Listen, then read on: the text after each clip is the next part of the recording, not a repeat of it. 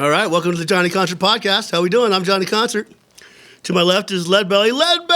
Hey, And tonight's topic, well, you know what? Let's do a little memorabilia first. Let's do a memorabilia. I got my Deep Purple shirt on. I got this at the concert. It was Judas Priest and Deep Purple.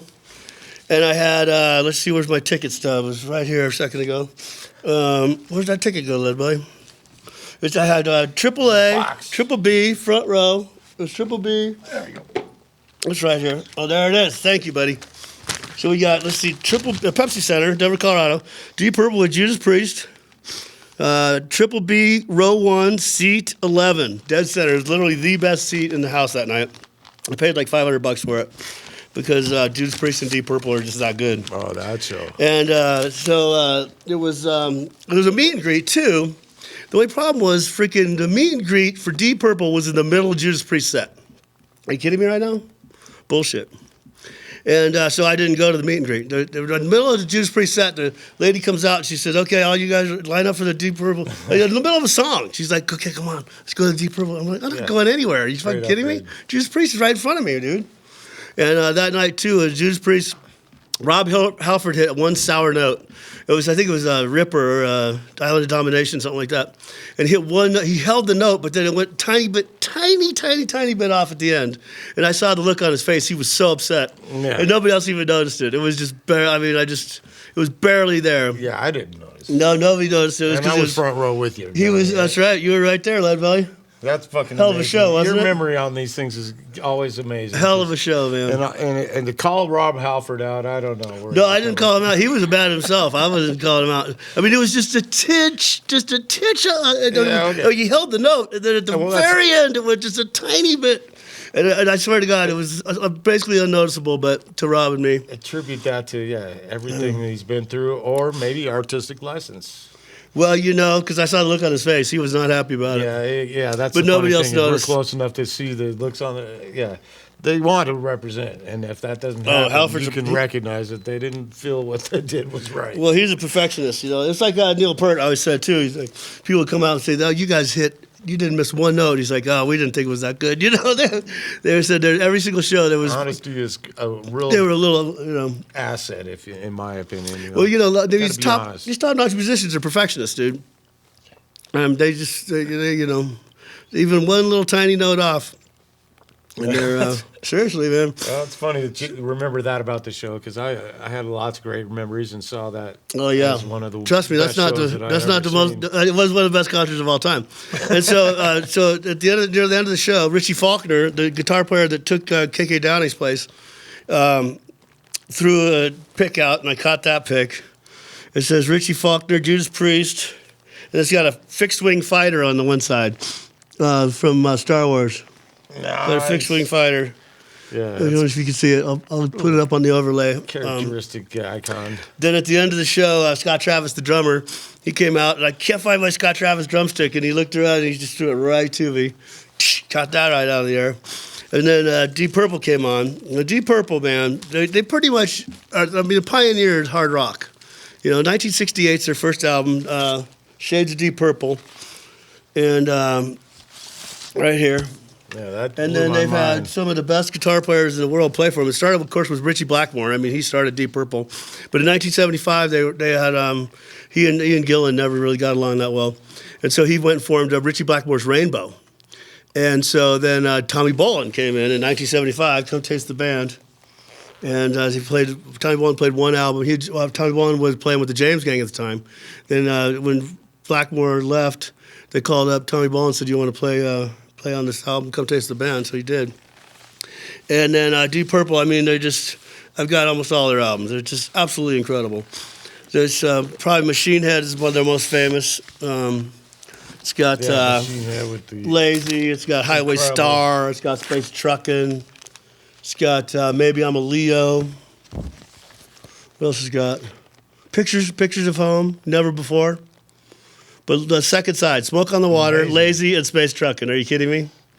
I mean, just legendary stuff. Yeah, that side too is incredible. Gatefold album. It's kind of a weird, trippy. If you don't know, what year is that record? 72. Okay. Because you were just showing me the live record, and I'm like, Yeah, man, that was so damn 72. early. I believe it's 72. Let's double check it. I remember when I was a kid and I was like learning all the band names before I even had association. Deep Purple really stood out. I mean, it was a great name, and purple's the color of royalty, so, Yeah. that's pretty cool. So Can you I see always- a year on there? I think it's, I'm 99%. Yeah, I think you're right. He's 72. Yeah, 72. That's what that live record was too. Here's how the They gatefold were looks playing like a lot that. of this material. Kind of cool. Yeah, a bunch so of if you don't pictures know that inside. record, Oh, you come know on. the riff. Well, then the tour they did on that one was this one, Made in Japan, and every single song, like the first, I mean, it's a double album, so there's 4 sides, obviously. So first one is Highway Star and Child in Time. That's all that fits on there.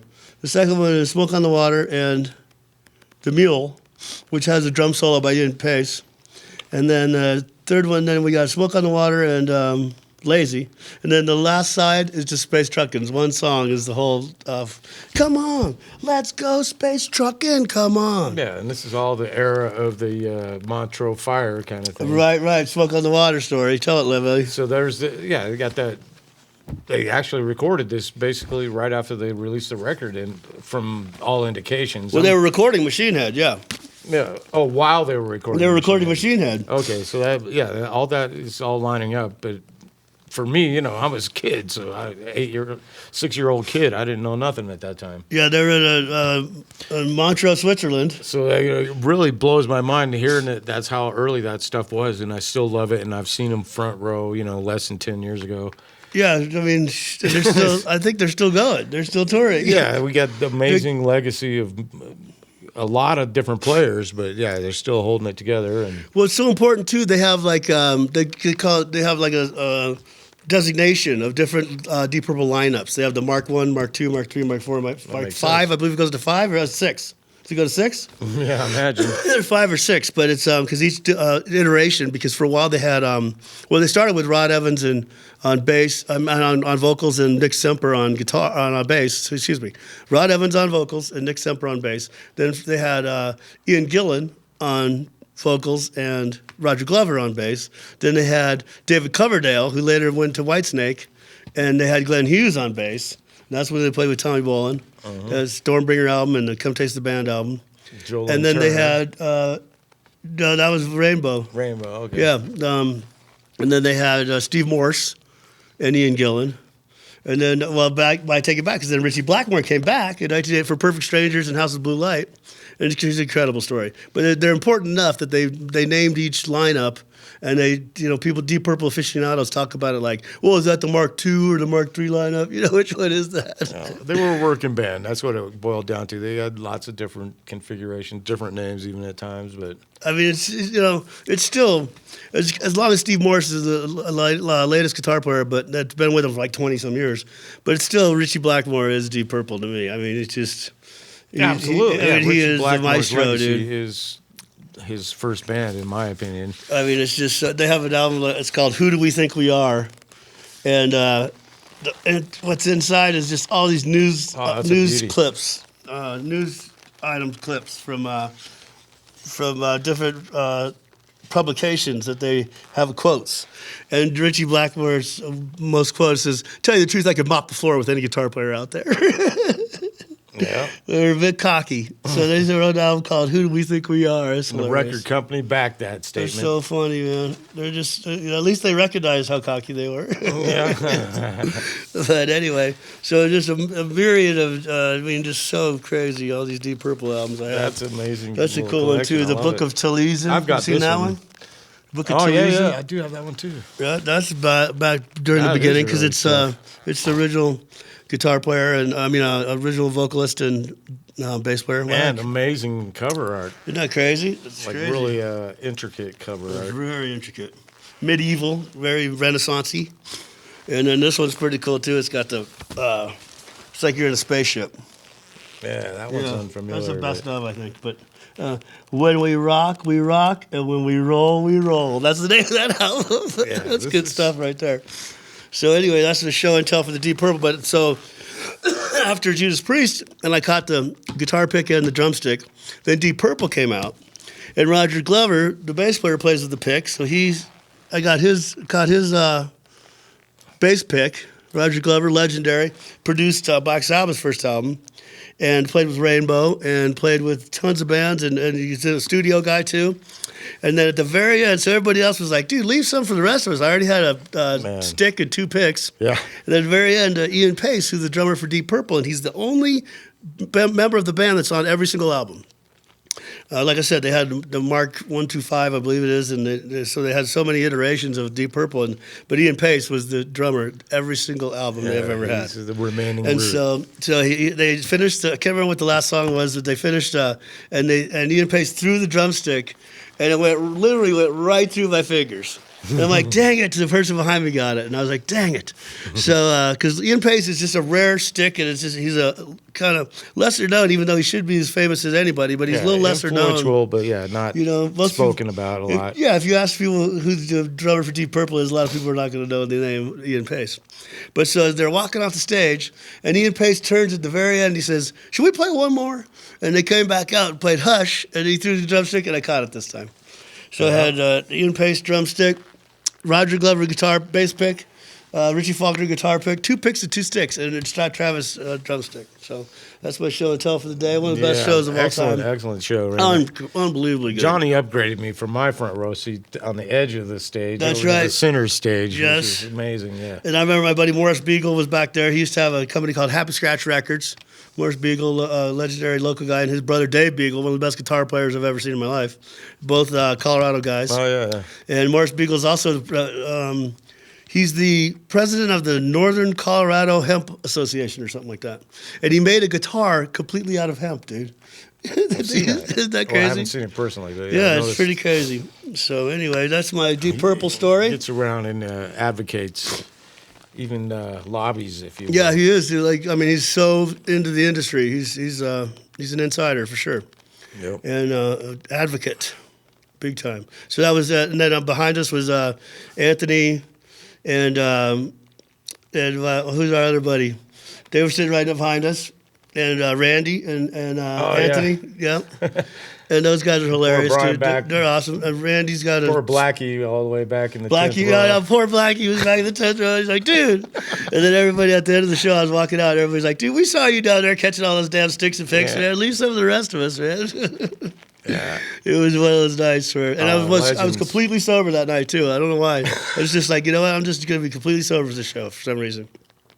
And it was, a lot of times certain bands, like, you want to have a cocktail. It enhances the music. It's just like Lynyrd Skynyrd, dude. I need a drink. Well, when you got Skynyrd. the territory, you I like have drinking to have whiskey for Lynyrd Skynyrd. But methodology sometimes to just maintain your front row. But actually, those were our designated seats. So. Yeah, I don't know what it was about, but I did that. But I just did it, and I wasn't going to miss one note from those seats. I wasn't going to miss one note. Go to the bathroom or get a drink or anything. You forego the meet and greet. I should have just worn some Depends and fucking sat there, so I didn't have to. No, I was like, there's no way I'm going to stand in line to get one quick picture with these guys when I could just watch Judas Priest. You know? Live it up in the front row, man. And I was very disappointed. And then they even said, Ian Gillan will not be participating in the meet and greet. I was like, oh, really? La-dee-da, Mr. Gillan's too good for us, huh? But I could not believe they did that. You cannot have the fucking meet and greet during the other band's set when they're a legendary band like Judas Priest. I mean, it's just bullshit. I was so upset. But whatever. I made it through, and there's no way I was going to miss Judas Priest just to get a quick picture with those guys. Yeah, well, I was glad to hang out with you, man. That was fun. That was a hell of a show. Brad Bungle was down front there, and all kinds of, just like who's who of, people that understand truly great, original, Yeah, it was so... pioneering, the Godfathers. Exactly. Godfathers would just have refined their craft so well that, it's well, just the longevity, dude. You're always good in for, a lot of good stuff that you are probably familiar with, at least. So, I don't know. There's a lot to be said for nostalgia, and well, yeah, you're these right. guys live it, man. I mean, they're not ashamed of their music. They go out and they represent like most people can't even. There's not anything contemporary that matches it. So Well, that's true. That's true, and it's also it's not a sentimental. It's not a cash grab. They're not just doing one more tour to get a couple bucks. They still can hit every single note and just, I mean, just mind-bogglingly good. What was it? Perfect Strangers was incredible, and what was the other one? What's the other one They that's did on Victim that? of Changes, I think. That Oh, night. they did do Victim of Changes, with perhaps the best Which is heavy metal song epic. of all time. Literally epic. Victim of Changes. And the high notes, and this guy, yeah, amazing vocalist, Rob Halford. If anybody's seen him, they know what we're talking about. Well, here. of course, I always said Luciano Pavarotti, the famous opera singer, Italian opera singer, said that Rob Halford's the best singer of all time. Not the best singer alive, not the best heavy metal singer of all time, the best singer of all time. So there we have it. Yeah, there's some pipes on that guy that make other people seem minuscule. And he utilizes his whole range too. On different albums, on different songs, he has different tones, and he can go up and down the scale. And he's such a the metal god. I mean, he's such a purveyor of heavy metal and he just champions it all the time, and he's so into it, and he's so everybody's just got the best stories about him and how cool he is. And he also one time he filled in for Ozzy with Black Sabbath. I think I don't know if I was in rehab or sick or something like that. I think it was just 1 or 2 nights, maybe something like that. He filled in for Ozzy. So, but I digress. But our topic of the day is the best album cover of all time. And covers, I think, was the best, because it's really hard to say one's the best, even though I do. But Before we get off topic, since we're talking about Judas Priest, why not do that? This is like after they establish themselves. But I just kind of like the juxtaposition of the next, well, in the sequence, sort of. I like the colors. I believe that's 83 This and Turbo that's Lover 86. got a lot of bad reviews. Yeah, that's their worst album by far, but still pretty damn good. We got Turbo Lover's a great song. good time. What's the second song on there? It's still a great song on Turbo. Turbo Lover is Locked In. You got me locked in, son. Yeah, that was a nice quick number there. Dude, that's a great. But then they have a song on there called Parental Guidance, dude. Yeah. Very unfortunate song. We don't need no parental guidance here. It's So terrible. poppy, So it's fucking ridiculous. cheesy. I mean, they should be ashamed of that one. But Yeah. I think they have apologized for that one. And there's actually keyboards on that for the first time in any Priest record. They had keyboards on that one. But still fantastic. That's It's a like great the worst Judas Priest album. It's still freaking fantastic. It just has a couple, like 2 songs I probably wouldn't replay. But Yeah.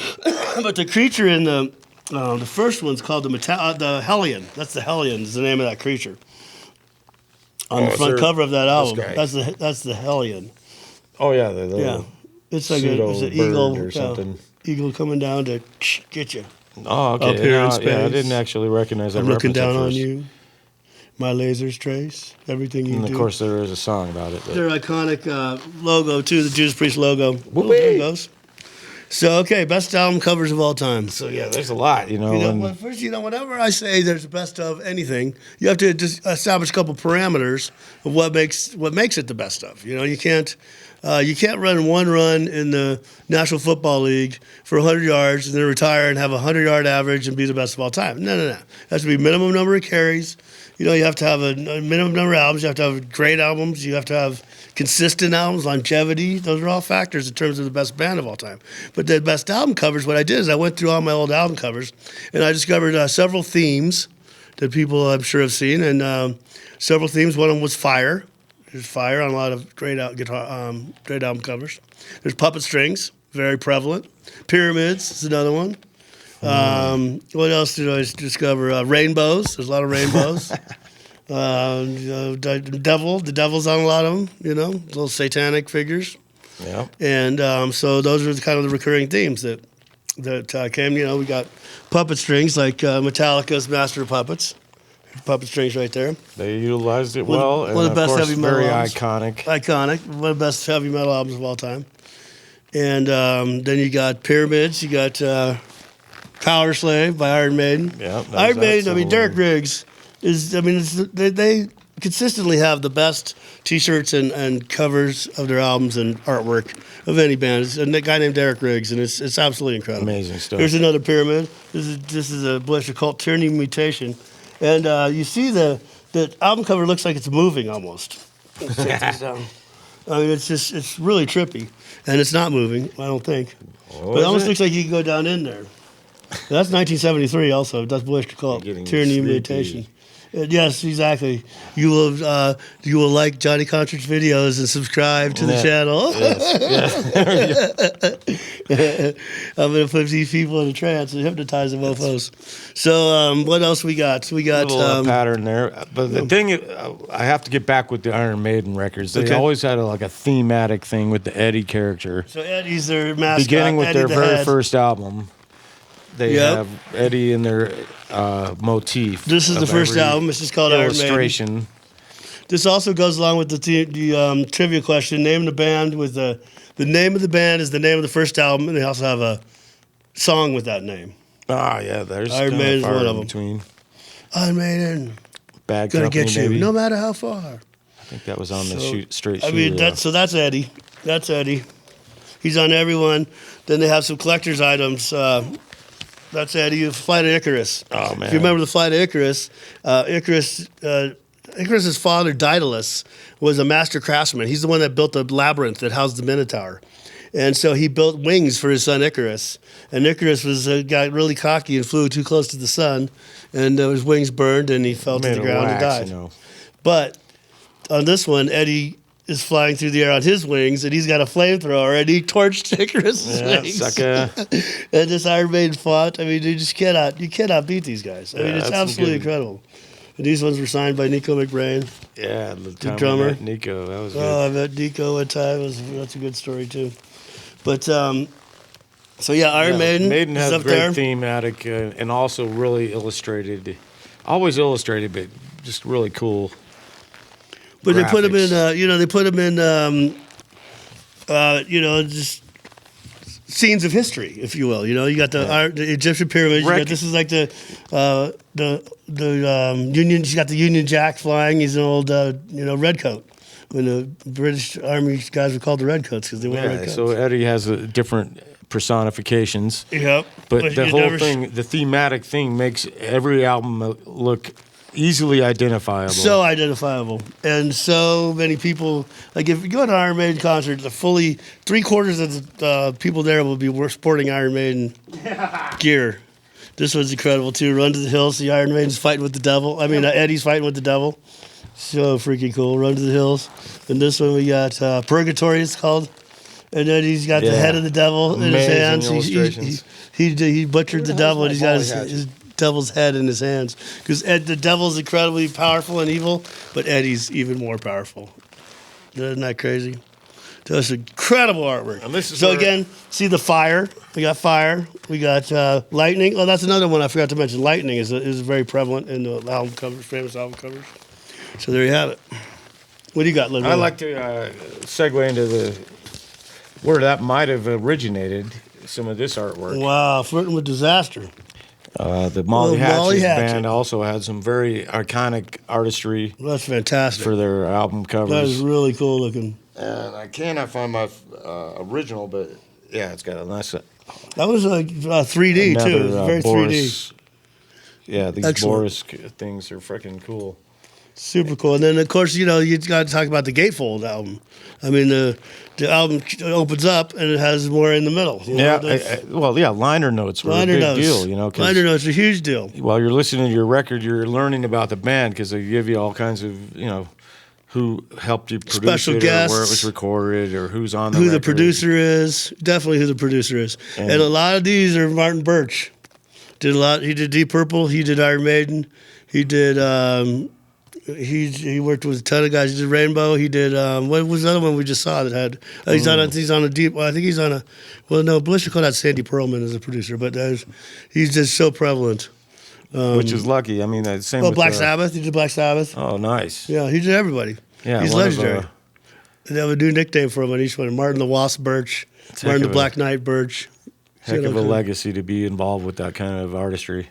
Unbelievable. So there's also a great documentary about Storm Thurgerson and Hardy. I can't remember Hardy's first name.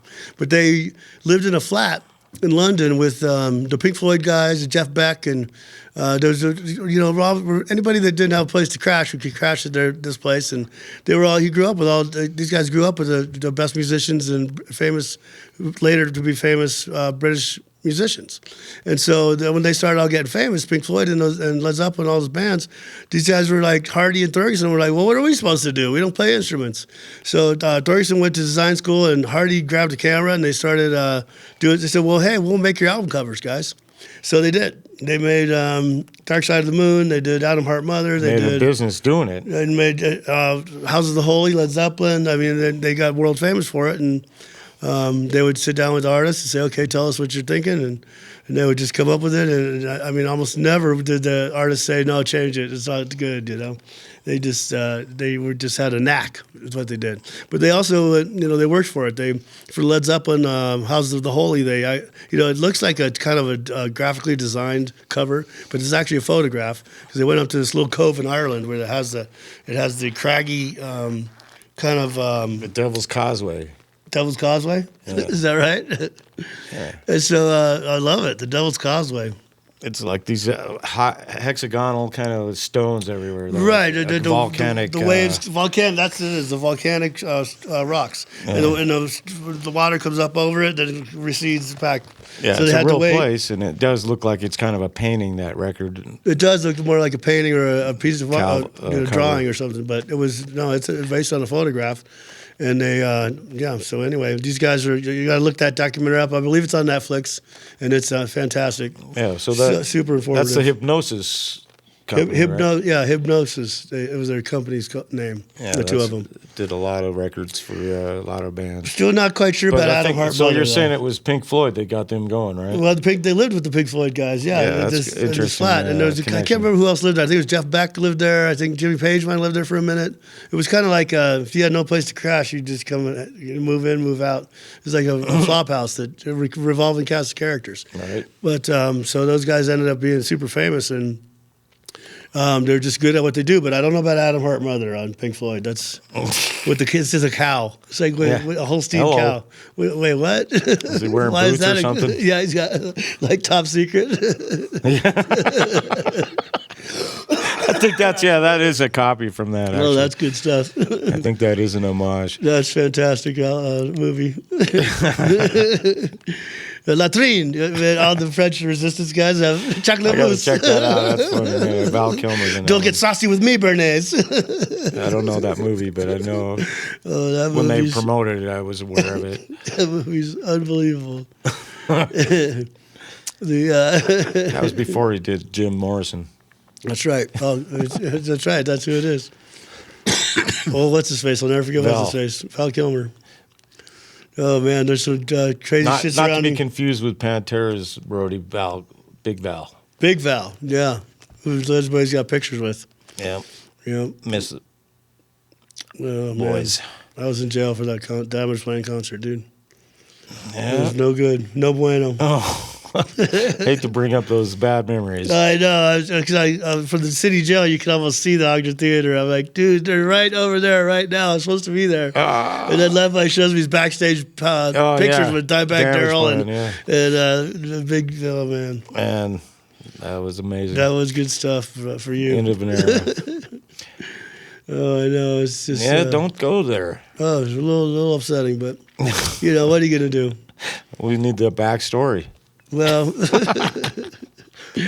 oh man, No, we're doing records. We're doing records. We'll get to that story one day for sure. It's a good one. It's Here's not a a cool good one. one, but it's a I legendary like one. to demonstrate this one because one of my favorite bands that actually had a big influence on what we love today. The Ooh by Numbers. It's a nice one, eh? Hey, I don't even bloody know. hell. Put it on, it might scratch a Well, bit. yeah, they missed a couple of lines It's in going there. to skip. We can practice our English accents sometimes. But this one, I think, is probably my ultimate in That's the second album I bought after in Deep Purple freaking, Made in Japan. albums. It's got like Changing Windows. Changing Windows, Led Zeppelin, man. I think that's Like a Thorgerson again. I think that's those Brownstone guys from again. the Bronx or wherever. Yeah, that is from New York City, right? And they, That tenement. St. Mark's Square tenement. Yeah. Which is actually one of the most expensive record album covers ever produced. So cool. And what an album! Oh my God, that album's good. Amazing music. Double album by Led Zeppelin. Double album. Oh my God. So yeah, I had that and Deep Purple's made in Japan like in I was probably 10 years old, maybe 11, something like that. Yeah. And it was, man, my dad had these big Altec A7 speakers in our living room, much to my mother's dismay. We had them in the living room. Big ass speakers with a horn on the top. And a big woofer and a big cabinet to echo to give the bass some room to move, room to reverberate. And so we had those in our living room. My mom tried to put plants on them, to hide them, a little like hanging plants. Yeah, she wasn't on board, huh? We had a Elcar turntable and a Kenwood KR7200 receiver. And I would just, when my parents would go do anything, I'd just crank these albums so loud and just, man, that's sink what my I teeth did right too. into them, dude. That's one of the best things my dad ever did was make sure we had at least a sound system. Hell yeah. Well, I still got all the speakers my dad bought, and those I just had those redone. Those A7s, dude, they're fucking sound so good, dude. Yeah, 16 ohms, not 8 ohms. They're 16 ohm speakers. Yeah, so it's hard to get an amp for that. Yeah, well, that old Kenwood receiver did it. Yeah. So you're right though. I need something. I got the Luxman. My Luxman R117 is pretty badass. Yeah, that's pretty badass amp or receiver. Okay, that'd be a good topic one of these days. Is the old speakers, the new speakers. What's the latest and greatest? That's a great idea because they're paper. The old Altecs are paper, along with the Bose 901s I have are paper. Mm-hmm. They're not even polyurethane or whatever. It's scary how their limited lifespan might be. Yeah, the Bose 901s they had. All the speakers are 4.5 inches, and there's one in the front and there's 8 in the back. And then the front curves around, and then the back is kind of meets at a point in the back, and you put the 8 that it's called direct reflecting. You put that in the corner, and the sound hits the back wall, and then opens up and comes back at you. It's pretty well sound. Reflective. Dude, if you look on the chat rooms, there's some people that just despise Bose 901s. Are those big curtain things? No, those are the Sound Lab A3s, those electrostatic ones. Right. Yeah. Those are incredible I got a friend too. with a couple of those too. Those are named like the best classical speakers of all time. Yeah. So crazy. Those are something special. We're gonna love bring audiophiles. We're gonna bring all these speakers in and do a little testings on the podcast here soon. So because I just got them all redone and tuned up. A great company called Colorado Speaker and Reconing of Colorado. I'll have to get the exact name of it. My buddy Brandon, and he's a whiz, man. His dad started the company years ago and taught him everything, and then he runs the company now. And he redid my Dunlavies, my Stereolabs, and my Altecs. And, so Altec Lansing, these are Altecs. I think can't remember if they're Lansings or just Altecs. So Altec Lansing was a company that broke away, and then JBL, James B. Lansing, became JBL speakers. So Altec, it used to be two guys, Altec and Lansing, and then there was JBL, it was James B. Lansing. Yeah, there you go. That's a little trivia for you there. Yeah. Did you know that, Ed? I love it. Yes. Actually, I enjoy knowing this, but yeah. I did not know that. I have appreciated some of their equipment, but not too much. Oh, man. Yeah, JBL's, pretty much the most popular speaker in the world. Oh, the JBL's for sure. You go to a movie, you go to restaurants, you go to whatever it is, chances are running JBLs. So, but we digress. Yeah, well. What's the best album cover of all time, Ledbelly? We're going to produce one more for... you could show your... I think this one has a lot of merit, just because of the... Boston. Nice artistic rendering of I like it. Futuristic issues, but we're better than the rest, kind of thing. And they represented. So sound quality of those albums is so good, dude. More advanced than at the time, kind of thing. Brad Delp's voice too, and Tom Schultz's guitar playing. Wow. Yeah, look into Boston. If you don't know about Boston, there's some amazing recordings. I don't know if you remember the old, just to date me, but the old Willie and Ethel cartoons. But there used to be wow. newspapers, and there used to have cartoons in them, comic strip cartoons. Sure. And there's one that says Kansas, Boston, $8, and it's a concert. And Willie and Ethel have their bags packed, and they're standing in line. They think they're going to take a train to Boston and Kansas. Yeah, a little misconception. Funny stuff. Old school misconceptions. Okay, so what's the best album of all time? Ledbelly, best album cover of all time. I do believe I didn't ever give that much consideration, but I mean, so many good ones, I dude. think Led Zeppelin's first album is definitely one of the more iconic ones. Yeah, Just because of the multiple it's deep. references, I guess. But Well, so I'm going with God. I couldn't find it, but it's this one right here, "The Number of the Beast." It's Iron Maiden, and it's got fire, and it's got the devil, and it's got kind of a hazy sky background type of thing, and it's got the puppet strings. The devil's got puppet strings on the people, but then Eddie's got puppet strings on the devil. Not one set of puppet strings, but two sets of puppet strings. And that is the best album cover of all time. It's called "The Number of the Right. Beast" by Iron Maiden. it's a story within a story. It's so good, dude. Such a great album, such a great cover. Yeah, that's what I like to see is some subliminal stuff. You got to look into it, kind of thing. But yeah, So leave a comment. Tell us what you think the best album cover of all time is. It's just when the CDs came out, and you have these bands with this incredible artwork, but it's on this little tiny CD. You can't see it. It's like you can't appreciate it unless it's. I mean, that's why what makes albums stand out, and they're pretty much coming back. Almost a lot of bands nowadays will release actual vinyl, and most of them are doing like 180 grams. They're doing like or however many grams. yeah, the nicer ones, so they can charge more. The thicker, more quality. Because for a while there, rock. The records did have a bad rep in the day because they would wear out. But what, like Marshall McLuhan said, the new doesn't replace the old; it turns it into an art form. So now, when you hear the hiss and popping at the beginning of an album, it's like it used to be like, oh man, what's the popping in this? CDs were lovely convenience and easy to organize. Well, yeah. You don't have the liner notes and the beautiful artwork that you can actually frame if you feel like you want to. Well, they sell these little boxes where you can put the album in. It opens up. And you put them on your wall, then you put any album in, Absolutely, open them up, shut them down. I still kick we got to myself get one of those. for not actually get buying a bunch of of frames for cheap and doing that. Hell yeah! But so you can get them down and play them, and then you put them back up as art. So well, I've always had them on the wall one way or another, at least several, but oh man, framing them is kind of actually cool. Yeah, my CDs, I mistreat. I don't respect my CDs. I throw them around. I don't give a fuck about them. It's true. It's just my albums, man. There's no reverence there. I handle them on the sides. I'll never put a fingerprint on them.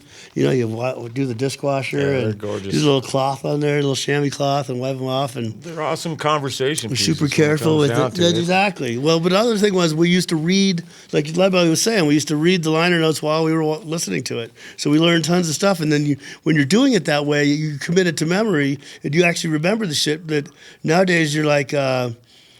It's like It's not that important. You're like, well, I could just Google it anytime. So what's the big deal? So then the other thing is that with an album is, I could tell you what the first song on the second side of a lot of albums is, but I can't tell you what track 6 is on a lot of CDs. That's the other thing. It broke it up. It made you more.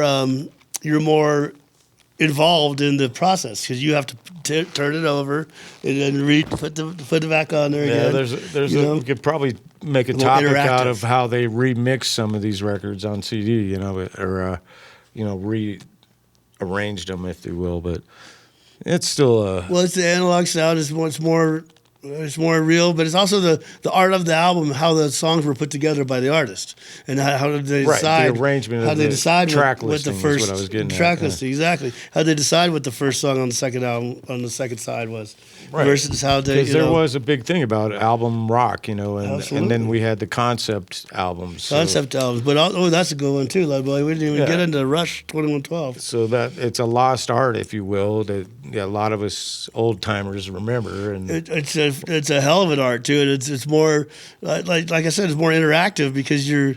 But then again, a lot of times you'd only have time to listen to one side. Then you got to run, So they had to plot out which song led into which other song, and when the break is where you flip the album. It made it easier to identify, when you're in conversation, maybe, you know, like, oh yeah, side 1 or side 2, you know exactly. Oh, what's the Fast Times at Ridgemont High? Play the first side of Led Zeppelin. Even though then they play a song for Physical Graffiti. Right, they don't play their head. They play but... Kashmir. They don't play the. Yeah, they're playing a different started song. with Black Dog.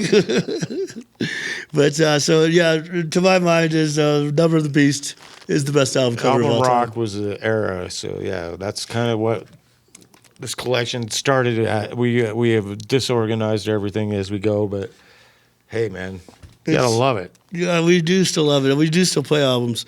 And so, but you got a couple of honorable mentions too. We got SOD and MOD Yeah, over these there. are a couple of somewhat topical because Billy Milano, he's a good old guy. MOD. He's got some. And SOD, Stormtroopers of Death, with SOD, and it Scott Ian disappeared. from Anthrax on guitar. Oh, here it is. And So these guys, it's kind of an Iron Maiden type theme with the character. serious. Two different groups actually, but a lot of serious similarities. artwork. There's some serious details, some serious. Wow, that's iconic stuff, dude. This and one what's I think people will enjoy if you listen to it. What is Sergeant? Just a couple of quick Sergeant songs. D and the is it Sergeant D? Is that who that is? Yeah, the Milano Mosh and these Speak kind of things. English or die. Yeah, it's got Little, some. And now he's put it uber liberal, correct, so it's put it kind of correct. funny that he's completely against his bandmates and everybody, but because he's like, I don't understand it really. He's got some political views that don't They have pan out these days. one of the that terrible- don't align with what he recorded in one the of the day. terrible songs on here, dude. Is I think it's called Jimi Hendrix. It's what's Yeah. it called? He's dead. Yeah, dun dun dun dun dun dun. You're dead. The Ballad of Jimi Hendrix. It's Ballad, 4 second yeah. song. Yeah, it's like a 3-second song. Oh, The these Ballad guys of are Jimi crazy. Who's it? Hendrix. Danny Loker on did Dan Loker play on that one? Produced by John Zazula of Metal Blade Records, right? Yeah, and Scott no, Ian. Megaforce Records. Scott My Ian produced mistake. this one, Oh man, who else is on this one? This is hilarious. but he's not on that. Scott is on that one, but He's on the Megaforce Records, John Zazula. So they had three main metal kind of DIY record labels. At Megaforce, they had Shrapnel, Metal and they Blade. had Metal Blade. That was the other one. Brian Slagle was Metal Blade, and who was Shrapnel? Mike Varney? I think it was Mike Varney was Yeah, that Shrapnel. one's kinda obscure And to then you had Megaforce, Johnny Zazula. It's good shit, man. And those guys would put out the albums that nobody else would put out, the super metal albums that then later became, as good as can be. So. Anyway, so that's our topic of the day. We got best album covers of all time. Please leave a comment. Tell us your favorite album cover of all time. yeah, we love your Send- suggestions on new topics and what you like what we left out. So Tell us where we were wrong, where we were right, and where we were wrong. Like we're ever wrong, Ledbelly. Yeah, Come this on, is let's a get good serious here. go for it. Just go for it. Well, but do yourself a favor. Get your old album collection out, dust them off, and That's put the fine. damn thing on, man. You still got your turntable somewhere in the back of the closet or somewhere, or maybe hooked up. Hopefully hooked up already. Yeah. And the other Drop thing the needle. other thing that happens is these days is they've they've kind of turned music into a background thing. You don't. People are always doing something else while they're listening to music. You're on the phone. You're thinking about what you're doing. People very rarely do what. There's an old article called deep listening. People very rarely do deep listening anymore, where you just in the aristocracy years have gone by when they would read, it was a thing. They would dress up. They'd go to the library. They'd book a period of time. They'd light the candle. They'd set the mood, and they'd read. It was like a production. So sometimes you put on a production and put an album on and listen to it, focus it in. Turn your phone off for a minute. Focus in. I promise you'll hear stuff that you forgot was there or that you never heard the first few times, first 1,000 times, whatever it was. And put on some Iron Maiden, and you're gonna be happy. Trust me. Or some Deep Purple. Yeah, all these records are worth a listen, so bring it. Bring it on. And tell us what we need to hear. So I like to hear that too. Yeah, give us shit. We love shit. Give us shit. If it's on record, it might be worthy. Thanks for listening. Thanks for watching. Johnny Concert, on behalf of Ledbelly, signing off. Ha ha ha. Rock on.